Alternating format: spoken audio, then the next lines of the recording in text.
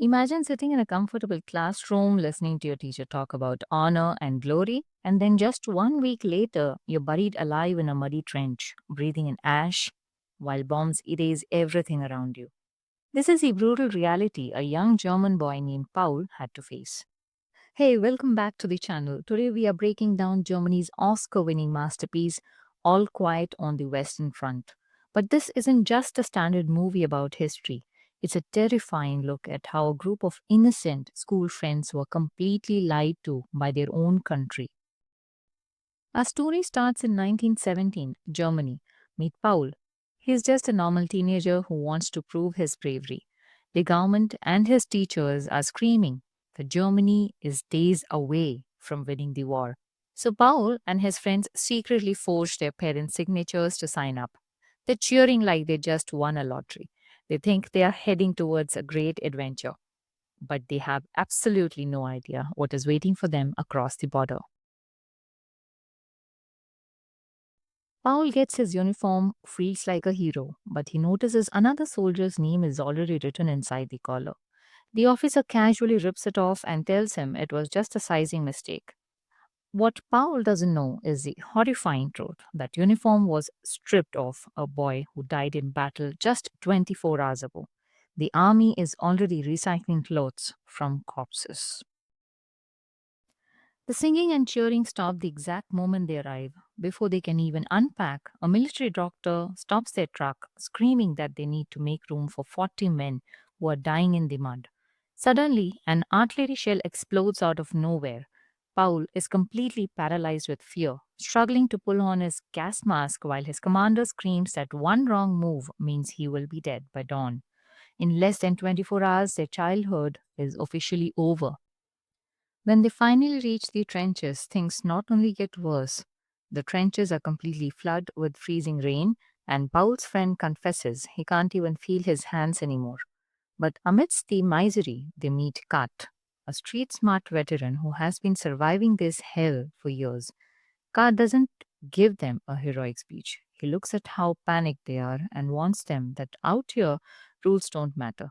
Only practical survival skills keep you alive. But there's no room to talk because the French army unleashes a brutal bombardment. The concrete ceiling literally begins to crack and cave in on them. When the morning sun finally rises and they step out into the destroyed trench, reality hits Paul like a truck.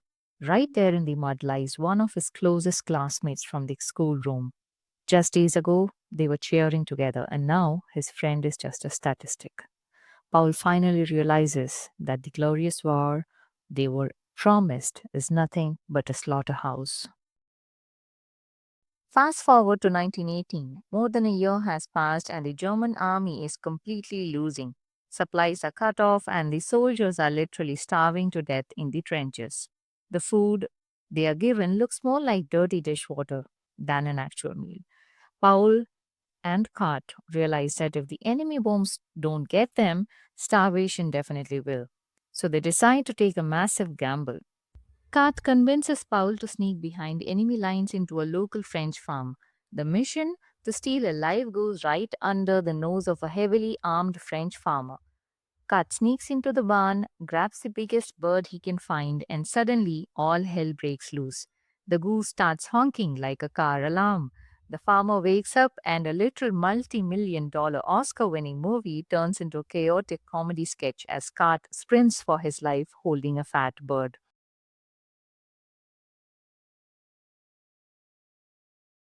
They manage to escape back to their hidden shack and cook up the ultimate feast. Watching them tear into the roasted goose, laughing and sharing food makes you completely forget that they are in the middle of a brutal world war. In this dark place, Kat has become more than a mentor to Paul. He's become like a father. But out here, moments of peace never last long because the French army is preparing a massive counterattack. The moment of peace is instantly shattered. The French army launches a massive counteroffensive, and they bring out weapons these young boys have never seen in their lives. Through a thick wall of smoke, the ground begins to rumble violently. Suddenly, massive steel monsters emerge. The French tanks roll straight into the German lines. completely immune to bullets, crushing trenches and soldiers alive. It's no longer a battle, it's a slaughter. And just when Paul thinks it can't get any worse, the French unleash pure nightmare fuel. Soldiers carrying flamethrowers step into the trenches, shooting liquid fire straight into the underground bunkers. Men are literally turned into human torches in seconds. The air fills with smell of smoke and burning flesh. Paul is forced to sprint for his life through a maze of fire, watching everything he knows burn to ashes around him. While running through the chaos, Paul dives into a massive muddy bomb crater to hide. But a French soldier jumps into the exact same hole. Out of pure survival reflex, Paul stabs him. But they are trapped there for hours while bombs fall outside. As the French soldier slowly dies right in front of him, Paul watches him gasp for air, pulls out the man's wallet, and sees photos of his wife and young daughter. Paul realizes this enemy is just a normal guy, exactly like him. The hatred vanishes, replaced by pure, crushing guilt. As the war nears its end, tragedy strikes. While looking for food, Cart is shot by a young French farm boy.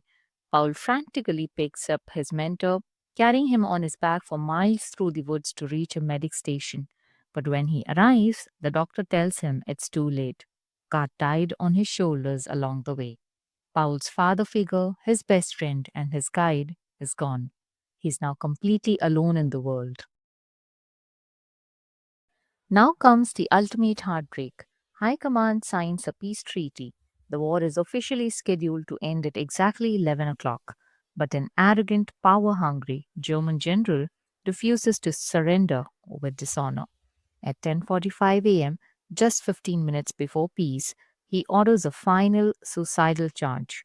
Paul and his remaining comrades are forced back into the meat grinder for a battle that literally does not matter. In the brutal chaos of the final seconds, Paul is stabbed from behind. He stumbles out of the dark bunker and collapses against the trench wall. Suddenly, the clock strikes 11. The bombs stop. The screaming stops. The entire world goes completely silent. Just seconds away from going home to his family, Paul closes his eyes for the last time. The war is over, and as the official military report stated that day, all quiet on the Western Front.